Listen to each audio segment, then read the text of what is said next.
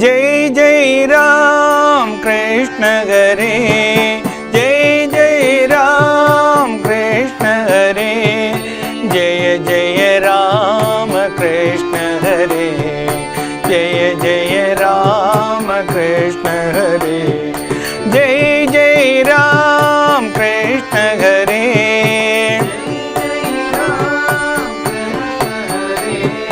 जय जय राम कृष्ण हरे।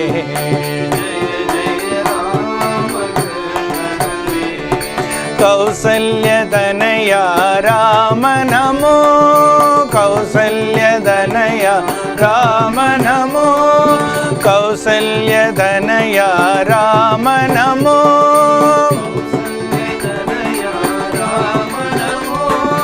देवकी नंदन कृष्ण नमो, देवकी नंदन कृष्ण नमो, जय जय राम कृष्ण हरे,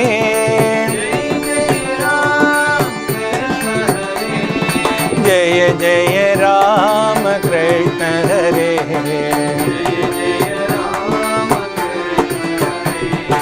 दशरथ नंदन राम नमो, दशरथ नंदन राम नमो, वसुदेव नंदन कृष्ण नमो,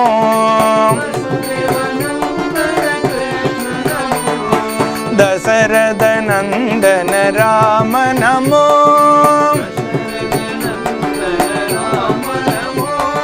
वसुदेव नंदन कृष्ण नमो,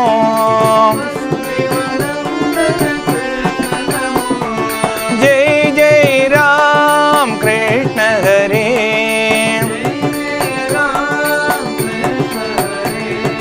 जय जय राम कृष्ण हरे,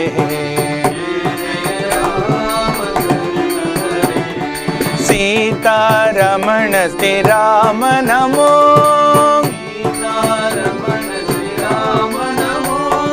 सीतारमण श्री राम नमो,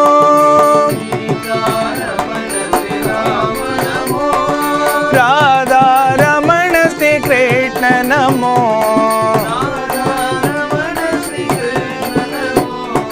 राधा रमण श्री कृष्ण नमो,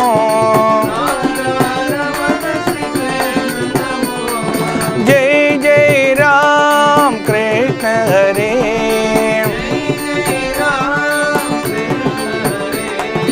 जय जय राम कृष्ण हरे,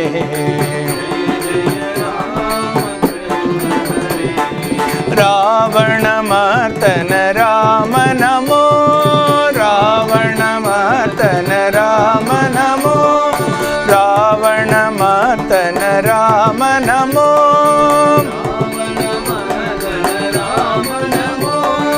कंस विमर्दन कृष्ण नमो, कंस विमर्दन कृष्ण, कंस विमर्दन कृष्ण नमो, कंस विमर्दन कृष्ण नमो, जय जय राम कृष्ण हरे,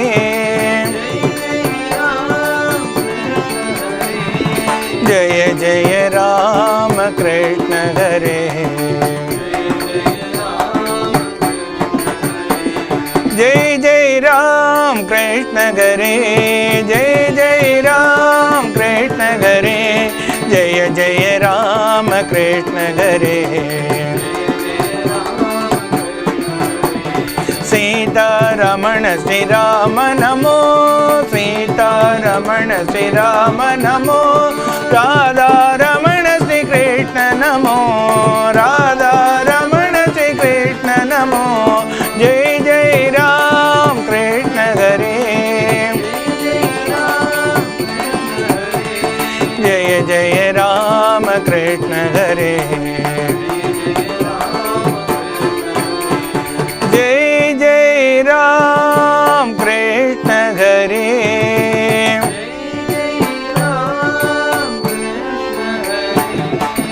जय जय राम कृष्ण हरे।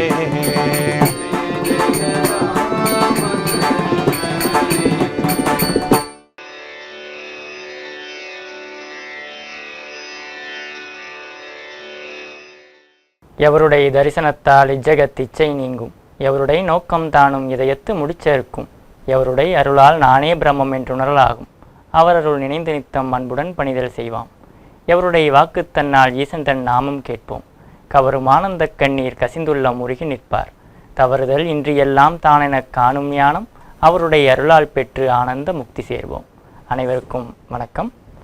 எல்லாம் வல்ல பரம்பொருளின் பரிபூரண அருளினாலும் திருமூவரின் திருவருளினாலும் வாழ்க்கையின் நோக்கத்தை உணர்த்தும் ஸ்ரீமத் பாகவதம் என்பதை பற்றி சிந்தித்துக் கொண்டிருக்கிறோம்.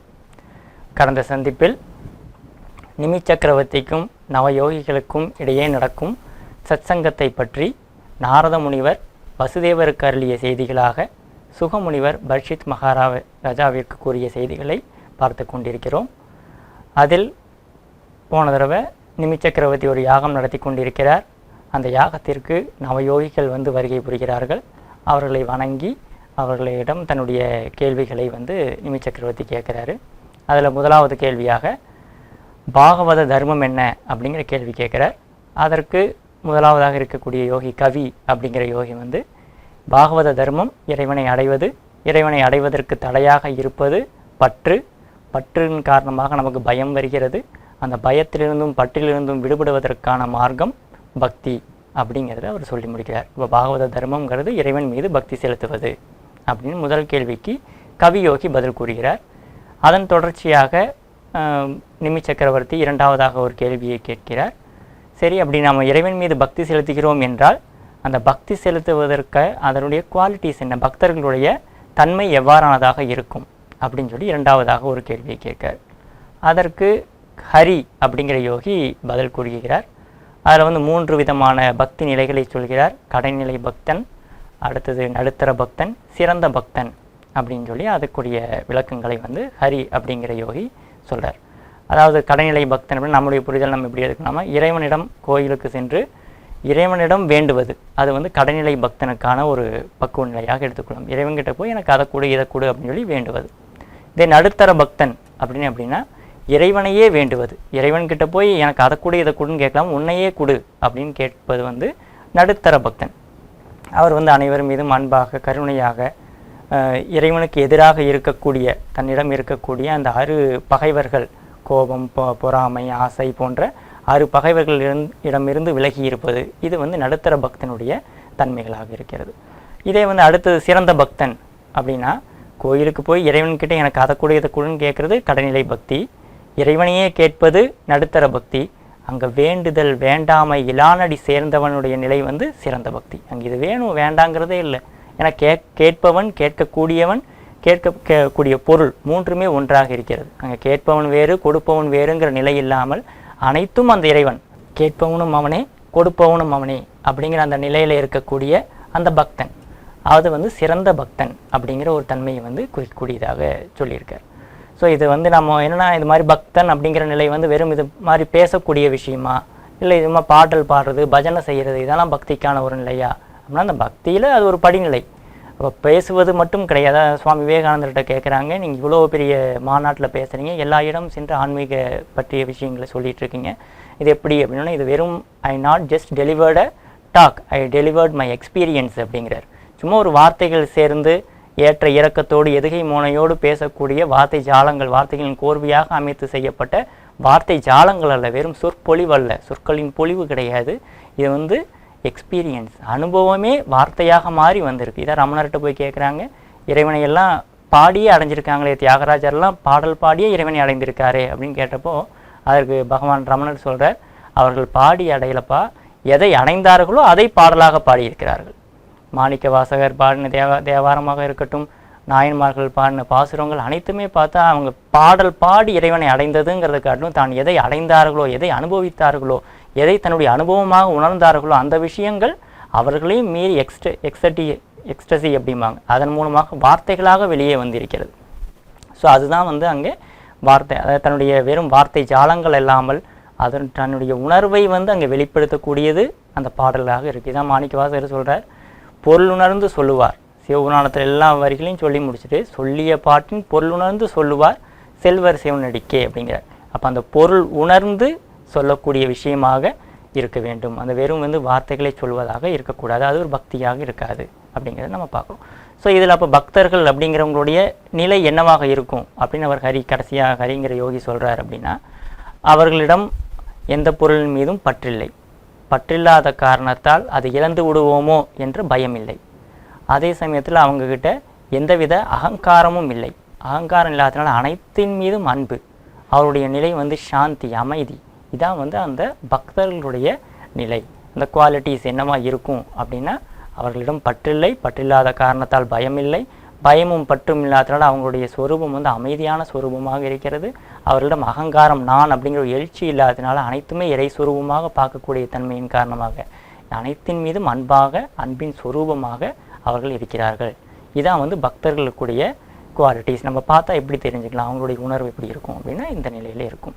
ஸோ அப்போ அந்த பக்தர்கள் அப்படிங்கிற இல்லை நம்ம பார்க்குறமே சில ஞானிகள் எல்லாருமே கஷ்டப்பட்டுருக்காங்க, அவங்களுக்கும் அந்த கோப தாப உணர்வுகள் வருகிறதே அப்படின்னா அதெல்லாம் வந்து வெளியில் நமக்காக காட்டக்கூடிய விஷயம். அதான் ஞானியரும் கர்ம பேதையர் போல் ஜகத்துடன் கூடி வாழ்வார் அப்படிங்கிறாங்க. ஞானியர்களும் என்ன செய்வாங்க, இந்த உலகத்தோடு கூடி நம்ம போன்ற ஒரு பேதை மக்களைப் போல அவர்களும் பார்க்குறதுக்கு அப்படி தான் இருப்பாங்க. அவங்களும் கோவப்படுற மாதிரி இருக்கும், அவங்களுக்கு உடலில் நோய்கள் வந்து இருக்கும், அதற்காக அவங்களும் கண்ணீர் விட்டு அழுத மாதிரி இருக்கும்.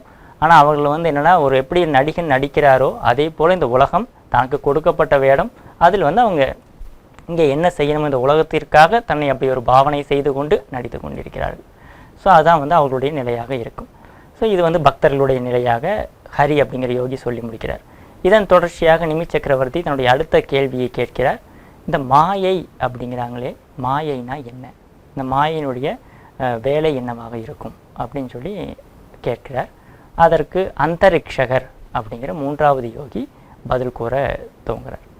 ஸோ மாயை அப்படின்னா இந்த மாயையுடைய வேலை என்ன, நம்ம இந்த உலகத்தில் நம்ம அனுபவிக்கக்கூடிய விஷயங்கள் அனைத்துமே மாயின் காரணமாக நடக்கிறது அப்படிங்கிறோம். ஸோ இப்போ மாயினா அது ஃபஸ்ட்டு ஸ்டெப் என்ன பண்ணுதுன்னா நான் அப்படின்னு சொல்லி இந்த உடலை அபிமானம் செய்ய வைக்கிறது. இந்த உடல் தான் நான் அப்படின்னு நினச்சிக்கிறோம்.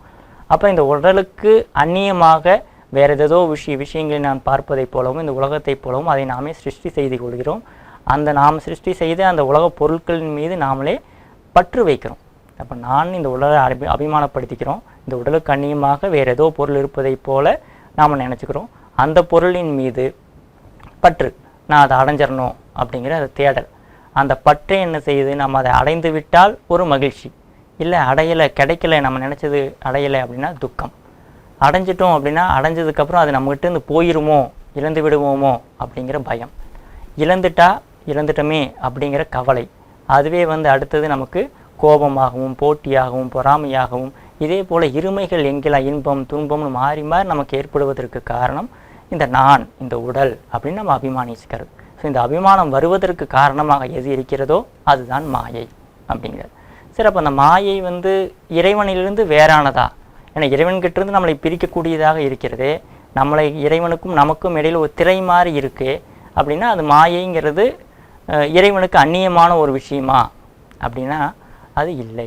எந்த ஆற்றலை கொண்டு எந்த சக்தியை கொண்டு இறைவன் இந்த உலகத்தை இந்த ஜகத்தை படைத்தாரோ அந்த சக்தி தான் மாயை.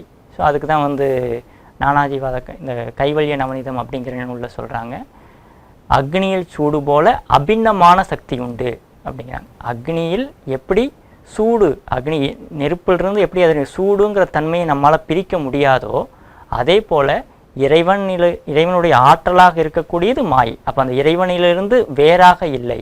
எப்படி அக்னியில் சூடு அதனுடைய தன்மையாக இருக்கிறதோ அதே போல் இறைவனுடைய ஆற்றலின் பெயர் மாயை அப்படின்னு சொல்கிறோம். அப்போ இறைவனுக்கு அந்நியமான விஷயம் இல்லை, பட் நம்மை அந்நியப்படுத்தி காட்டக்கூடியதாக இருக்கிறது. அதுக்கு நம்முடைய அந்த மாயில் நம் மயங்கியதன் காரணமாக இறைவன் வேறு நாம வேறு அப்படிங்கிற மாதிரி நம்மளை இந்த உலகத்தில் செயல்பட வைக்கிறது. இந்த உலகத்தின் இயக்கத்திற்கு காரணமாக இருக்கிறது மாயை அப்படின்னு சொல்லி அந்த ரட்சகர் சொல்லி முடிக்கிறார்.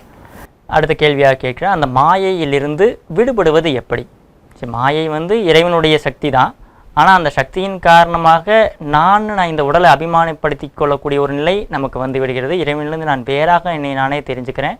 அப்படிங்கிறப்போ அந்த மாயையிலிருந்து விடுபடுவது எப்படி, அதுக்கு என்ன வழி அப்படின்னு சொல்லி நம்முடைய நிமி சக்கரவர்த்தி கேட்கிறார். அதற்கு பிரபுத்தர் அப்படிங்கிற யோகி வந்து பதில் சொல்ல துவங்கிறார். மாயையை மாயை என்று அறிந்து கொள்வது, அது எப்படி தெரிஞ்சுக்கிறது மாயைன்னு? ஸோ இந்த உலகத்தில் நாம் தேடி அலைகிறோம் அப்படின்னா இந்த உலகத்தில் நாம் தேடக்கூடிய பொருள் அனைத்துமே எந்த காரணத்துக்காக தேடுகிறோம்னா அதிலிருந்து நமக்கு ஏதாவது ஒரு சுகம் கிடைக்கும், இகபர சுகம் நமக்கு கிடைக்கும் அப்படிங்கிறதுக்காக இந்த உலகத்தை நம்ம தேடல் நடந்து கொண்டே இருக்கிறது.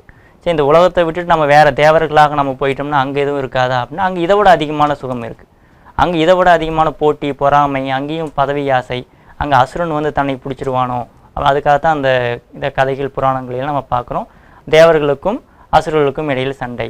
அப்போ அவர் வந்து இவரோட ஆட்சியை பிடிச்சிருவார், அடிமையாக வைத்திருப்பார். அப்போ அங்கேயும் தன்னுடைய பதவி போயிருமோங்கிற பயம், அங்கேயும் பதட்டம், அங்கேயும் ஆசை, அங்கேயும் சுகம் துக்கம் எல்லாம் கலந்து தான் இருக்குது. இதோட ஹை லெவலில் அங்கே இருக்குது. அப்போ நம்ம மனிதனாக இருப்பது இறைவனை அறிவதற்கும் அடைவதற்கும் ரொம்ப பக்கத்தில் நாம் இருக்கோம் அப்படிங்கிறதும்.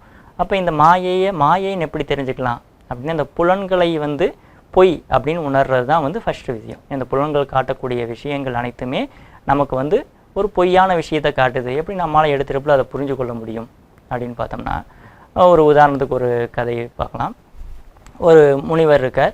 அவர்கிட்ட ஒரு சிஷ்யன் போய் தன்னுடைய இதை கேட்குறார். அதை நம்ம விவேகானந்தர் ராமகிருஷ்ணர்கிட்ட கேட்ட மாதிரி தான், இறைவனை எனக்கு காட்ட முடியுமா அப்படின்னு கேட்குறார்.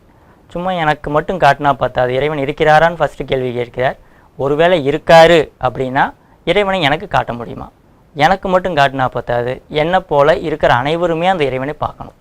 நான் ஒருத்த மட்டும் பார்க்கணுன்னா நீங்கள் எனக்கு ஏதோ ஒரு மேஜிக் வேலையை செஞ்சு எனக்கு முன்னாடி அந்த உருவம் இருக்கிற மாதிரி காட்டிடலாம். நான் மட்டும் இல்லை, நான் பார்க்கக்கூடிய அனைத்து விஷயத்தை என்னை போல் அனைவருமே பார்க்கணும், அந்த இறைவனை பார்க்கணும். பார்க்க முடியுமா அப்படிங்கிற.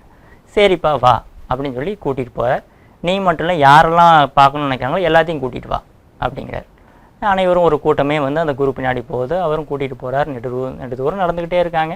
ஒருவேளை கடவுள் இருக்கிற இடத்த காட்டுறதுக்கு கூட்டிகிட்டு போயிட்டுருக்காரு போல் இருக்கு அப்படின்னு சொல்லி போகிறாங்க. அப்படியே நடக்கிறாங்க. நெடு தொலைவாயிடுச்சு, மதிய வேலையும் வந்துடுச்சு. எல்லாத்துக்கும் களைப்பு, தண்ணீர் தாகம் எடுக்குது, தண்ணி குடிக்கணும் அப்படிங்கிறாங்க. அங்கேருந்து பார்த்தா தூரத்தில் தண்ணி ஓடை இருக்கிற மாதிரி தெரியுது. சரி போய் தண்ணி குடிச்சிட்டு வாங்க அப்படின்னு சொல்லி குரு வந்து அவங்கள அனுப்பிவிட்றாரு. எல்லோரும் போகிறாங்க. தண்ணீர் இருக்கக்கூடிய இடத்தை நெருங்குறாங்க. அங்கே தண்ணீரே இல்லை. அங்கேருந்து பார்த்தா இன்னும் கொஞ்சம் தூரத்தில் இருக்கிற மாதிரி தெரியுது. அந்த இடத்துக்கு போகிறாங்க. அங்கேயும் தண்ணீரே இல்லை. இப்படியே அங்கே சுற்றி விட்டு மறுபடியும் குருவிடமே வந்து சேர்றாங்க. ஏன்ப்பா தண்ணி குடிச்சிங்களா அப்படிங்கிறாரு. இல்லை குருவே, இங்கேருந்து பார்த்தோம் அங்கே தொலைவில் தண்ணி இருக்கிற மாதிரி தெரிஞ்சது. அங்கே போய் பார்த்தா அங்கேருந்து இன்னும் கொஞ்சம் தூரத்தில் இருக்கிற மாதிரி இருந்தது. அங்கே இருந்து பார்த்தா மறுபடியும் இந்த தொலைவழியே இருந்துகிட்டு இருந்தது. அப்புறம் தான் தெரிஞ்சது அது வந்து காணல் நீர், அங்கே தண்ணி இல்லை, வெறும் ஓடுற மாதிரியான நிலை இருக்குது அப்படின்னு. இல்லையேப்பா அங்கே தண்ணீர் இருக்கே பார்த்தீங்களே அப்படிங்கிறார். ஆமாம் பார்த்தோம். நீ பார்த்தியா அப்படிங்கிறார். அவரும் பார்த்தேங்கிறார். கூட இருக்கிற எல்லாத்தையும் கேட்குறாரு. எல்லாருமே தண்ணீரை பார்த்தோம். அப்போ அங்கே தண்ணி இருக்கணுமே, ஏன் இல்லை? தண்ணீர் இருக்குது, நீ மட்டும் இல்லை, உன்னை போல் அனைவருமே பார்த்துருக்காங்கிறப்போ அங்கே தண்ணீர் இருக்கணும். இருக்குன்னா நீ போய் அங்கே தாகத்தை தீர்த்திருக்கணும். அப்போது இதிலேருந்து என்னென்னா, புலன்கள் காட்டக்கூடிய விஷயம் இருப்பதை மட்டுமல்ல, இல்லாததை கூட இருப்பதை போல் காட்டும். அப்போ இல்லாததை இருக்கிற மாதிரி காட்டக்கூடிய இந்த புலன் இருக்கக்கூடிய விஷயத்தை இல்லாததை போலவும் காட்டும் அப்படிங்கிறத நீ புரிஞ்சுக்கணும். அப்போ இறைவனை நான் இப்போ காட்டல, இந்த புலன்கள் காட்டக்கூடிய விஷயங்கள் அனைத்துமே இருக்குது அப்படின்னு நினைத்து கொள்ளாதே. ஸோ அதான் வந்து கண்ணில் பார்த்தா தான் நம்புவேன் அப்படின்னா, ஒருத்தர் சொன்னார், பகுத்தறிவு பழுதடைந்த தருணம் அப்படிங்கிறதுல. கண்ணுக்கு தெரியாத உயிரின் ஆற்றலை கொண்டு செயல்படும் மனிதன் சொல்கிறான், கண்ணால் கண்டால் தான் கடவுளை கூட நம்புவேன் என்று அப்படின்னு சொல்லி பகுத்தறிவு பழுதடைந்த தருணம் அப்படிங்கிற ஒரு இவர் சொல்லியிருக்கார். ஸோ கண்ணுக்கு தெரியாத உயிரோட ஆற்றலை கொண்டு செயல்படக்கூடிய மனிதன் சொல்கிறான், கண்ணால் பார்த்தா தான் கடவுளையே நம்புவேன் அப்படின்னு. அப்போ இந்த புலன்கள் இருப்பதை மட்டும் காட்டும் அப்படிங்கிறதில்ல, இல்லாததை கூட இருப்பதை போல் காட்டும். அதே போல் இருக்கக்கூடிய இறைவனையும் நமக்கு இல்லாததை போல் காட்டி வைக்கும். அப்போ நான் அந்த புலனில் பார்த்தா தான் நான் கடவுளை நம்புவேன் அப்படின்னா, நீ பார்ப்பது அனைத்துமே மாயை. ஏன்னா நீ காணல் நீர், அங்கே எல்லாத்துக்கும் உனக்கு மட்டும் இல்லை, இருக்கிற அனைவருக்குமே அங்கே தண்ணீர் தெரிஞ்சது. ஆனால் ஆக்சுவலாக அங்கே தண்ணி இருந்துச்சானா இல்லை. அப்போ இல்லாத விஷயத்தை இருப்பதை போல் காட்டக்கூடிய இந்த புலன்களை நம்பி நீ இருக்கக்கூடிய இறைவனை இல்லாதது நினச்சிட்டு நீ நம்ம வாழ்ந்து கொண்டு இருந்தோமையானால் இந்த வாழ்க்கை பயனற்றது ஆகிவிடும். ஸோ இதான் அந்த மாயையுடைய நிலை. அப்போ இந்த மாயையிலேருந்து விடுபடுறதுக்கு என்ன வழி? காணல் நீரை காணல் நீர் என்று அறிந்து கொள்வது. அதற்கு அங்கே 4 தடவை தேடி அலைஞ்சாங்க. அது காணல் நீர் என்ற உணர்வு அவர்களுக்கு வந்த பிறகு மறுபடியும் அந்த காணல் நீரை நம்பி அவர்கள் வாழ்க்கையை செலுத்த மாட்டார்கள். ஏன்னா அது மாயை அப்படிங்கிறத அறிந்து கொள்வது. இப்போ மாயையை மாயை என்று உணரக்கூடிய வழி அதுக்கு என்ன அப்படின்னா, ஒரு 4 ஸ்டெப் வந்து சொல்கிறாங்க. ஃபஸ்ட்டு வந்து விவேகம், 2வது வைராக்கியம், குருவிடம் சரணடைவது, முக்தி அடைய வேண்டும் என்ற இச்சை. இந்த உலக பந்தத்திலிருந்து விடுபட்டு முக்தி அடைய வேண்டும் அப்படிங்கிற ஒரு தாகம்.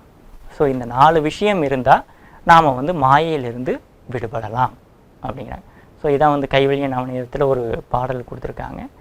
நித்தியம் அனித்தியங்கள் நிர்ணயம் தெரி விவேகம், மத்திய இகபர வரு போகங்களில் நிராசை. சத்தியம் உரைக்க வேண்டும் சமாதி என்றார் கூட்டம். முக்தியை விரும்பும் இச்சை மொழிவர் சாதனம் இந்நான்கே அப்படிங்கிறாங்க. அதாவது நித்திய அனித்தியங்கள் நிர்ணயம் விவேகம். எது நித்தியமானது, எது அனித்தியமானது, எது நிலையாக இருக்கக்கூடியது, எது அழியக்கூடியது அப்படிங்கிறத பிரித்தறியக்கூடிய அந்த விவேகம். இது ஃபஸ்ட்டு ஸ்டெப். ரெண்டாவது, மத்திய இகவரு வரு போகங்களில் நிராசை. மத்தியன பிறப்புக்கும் இறப்புக்கும் இடையில் வரக்கூடிய இன்ப துன்பங்களின் மீது பற்றில்லாமல் இருப்பது, நிராசையாக இருப்பது, அதாவது வைராகியத்தோடு இருப்பது. இதெல்லாம் இப்படி தான் நடக்கும். அதுக்காக நம்ம தெரிந்து கொண்டோம் அப்படிங்கிறதுக்காக உடனே இந்த உலகமெல்லாம் கண்ணு முன்னாடி மறைந்து போய்விடும் அப்படின்னு கிடையாது. அது அதோட ட்ராமா பண்ணிக்கிட்டே தான் இருக்கும். பட் அது ட்ராமா அப்படின்னு தெரிஞ்சு பார்க்குறது, படத்தை படம்னு தெரிஞ்சு போய் பார்ப்பது. ஸோ அது வந்து ரெண்டாவது நிலை, வைராகியத்தோடு இருப்பது, அது மேல் ஒட்டுதல் இல்லாமல் இருப்பது. மூன்றாவது, குருவிடம் சரணடை. இப்போ குருவிட்ட பூரணமாக நம்ம சரணடையணும் அப்படின்னா என்ன வேணும்னா நமக்கு ஒரு 6 விஷயம் நமக்கு வேணும். சமம், தமம், விடல், சகித்தல், சமாதானம், சிரத்தை. சமம் அப்படின்னா மன அடக்கம், தமம் அப்படின்னா புலனடக்கம், விடல் பற்றில்லாமல் இருப்பது, பற்றற்று இருப்பது. சமம், தமம், விடல், சகித்தல், இங்கே வரக்கூடிய இன்ப துன்பம் இரண்டையுமே பொறுத்து கொள்ளுதல், ஏற்றுக்கொள்ளுதல், எந்தவித எதிர்பார்ப்பும் இல்லாமல் அப்படியே வரதை உள்ளது உள்ளபடி ஏற்றுக்கொள்ளுதல், சகித்தல். சமாதானம், குரு சொல்கிற வார்த்தை தான், அதற்கு மேலே அடுத்தது எதுவும் இல்லை அப்படிங்கிறது சமாதானம். குருவின் மீது ஸ்ரத்தை, நம்பிக்கை. இந்த 6 விஷயம் இருந்தால் நம்ம குருவிடம் பூரணமாக சரணடைய முடியும். ஸோ அது 3வது ஸ்டெப்.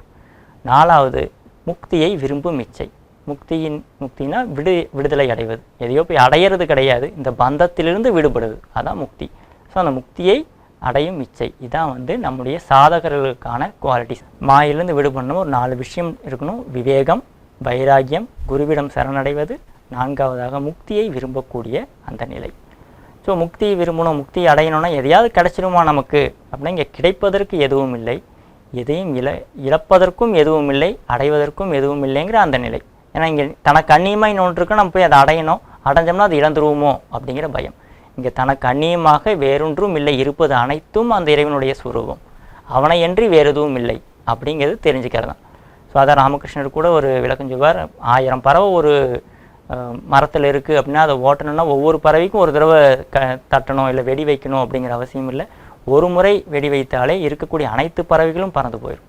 அதே மாதிரி தான் அடர்ந்த இருட்டு இருக்குது அப்படின்னா அதை விளக்கிறதுக்காக ஒரு ஜோதி இருந்தால் போதும், ஒரு விளக்கு இருந்தால் போதும், அது வந்து எவ்வளோ அடர்ந்த இருளாக இருந்தாலும் அதை அனைத்தையும் விளக்கிவிடும். அதே போல் இந்த மாயை எவ்வளோ பெரிய விஷயமாக இருந்தாலும் நம்மிடம் அந்த ஞானம், பக்தி அப்படிங்கிற ஒரு ஸ்பார்க் வந்தால் போதும், அடர்ந்த இருளை போல இருக்கக்கூடிய இந்த மாயை வந்து விலகிவிடும். மாயை விளக்குவதற்கான வழி இந்த 4 விஷயம். ஃபஸ்ட்டு நிர்ணயம், எது நித்தியம் எது அனித்தியம் அப்படிங்கிறத பிரித்தறியக்கூடிய தன்மை. பிறகு அதில் இந்த உலக விஷயம் எது நடந்தாலும் அது மீது பற்றில்லாமல் விவேகத்தோடு வைராகியத்தோடு செயல்படுவது. குருவின் மீது, குருனா யாருன்னா எங்கேயோ வெளியிலிருந்து வரக்கூடியவர் அல்ல. இந்த 2 விஷயம் நம்மகிட்ட இருந்தாலே நமக்கான குரு நம்முள்ளிருந்தே நம்மளை இயக்குவார். அந்த குருவின் மொழியின்படி நாம் இறைவனை நாம் அடையலாம் அப்படிங்கிறது மாயிலிருந்து விடுபடுவதற்காக ஒரு மார்க்கமாக பிரபுத்தர் அப்படிங்கிற யோகி வந்து நம்ம நிமி சக்கரவர்த்திக்கு கூறியிருக்கிறார். இதன் தொடர்ச்சி என்ன அப்படிங்கிறத நம்ம அடுத்த சந்திப்பில் நாம் சிந்திக்கலாம். வானாகி வானளந்த கோணாகி, மண்ணாகி மண்ணொத்த மனமாகி, தேனாகி தவிட்டாத அமுதாகி, ஊனாகி உள்ளுரையும் உயிராகி, தானாகி தானற்ற நிலையுமாகி, அதுவாகி இதுவாகி எதுமற்ற எல்லாமும் ஆகி, உள்ளுரையும் தனிப்பொருளே உன்னை எறியும் வரமுருளே என எல்லாம் உள்ள இறைவனை வேண்டி விடைபெறுகிறேன். நன்றி, வணக்கம்.